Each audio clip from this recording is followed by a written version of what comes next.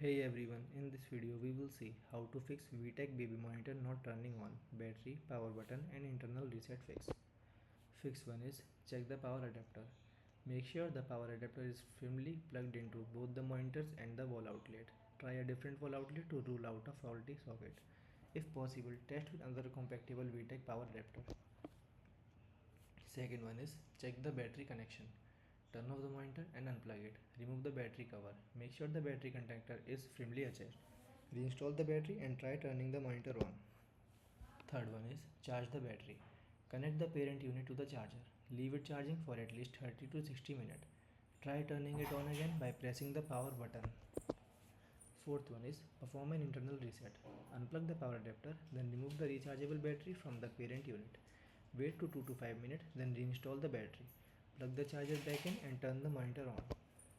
Fifth one is factory reset the parent unit. Turn off the parent unit and until it clicks the home screen appear, press the reset button sequence for your VTech model.